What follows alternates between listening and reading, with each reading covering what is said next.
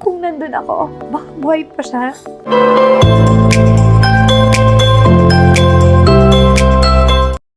Naantig ang damdamin ng mga netizens sa mga pinagdaanan ni Claudine Barreto sa pagkawala ng dating kasintahan na si Rico Yan, 22 taon na ang nakalipas.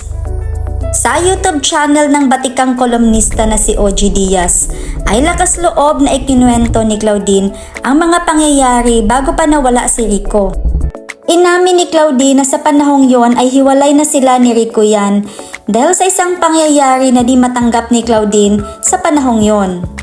Pinabulaanan niya na hindi totoong si Raymart lamang ang kasama niya sa Subic noong mga panahong nasa Dos Palmas si Rico at doon na binawian ng buhay. Nilinaw ni Claudine na ang kanyang pamilya ang kasama niyang mag-celebrate ng Holy Week sa Subic at si Raymart ay nandoon lamang para sa isang golf tournament at wala silang relasyon. Hindi rin totoo ang mga akusasyon na mas pinili niyang lumandi at makasama si Raymart. Alam din ni Rico na sa time na magkahiwalay na sila ay nanliligaw na si Raymart sa kanya. At dahil sa away na hindi na naresolba ay umabot sa puntong blinak ni Claudine ang number ni Rico at yun din pala ang huling tawag ni Rico sa kanya.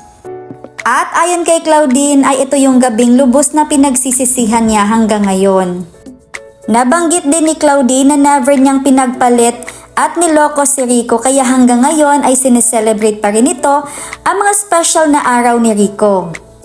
Mangiyak-ngiyak din si Claudine na inalala kung gaano siya sinisi ng mga tao sa pagkamatay ng dating kasintahan at sarili niya mismo ay sinisisi niya. May galit sa sarili at pagsisisi na kung sumama siya kina Rico sa Dos Palmas ay baka buhay pa ito.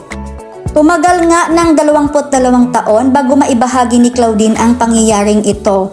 Ito din ang paraan para makalaya sa sakit na pinagdadaanan at isang yugto ng kanyang buhay na tuluyan niyang isasara.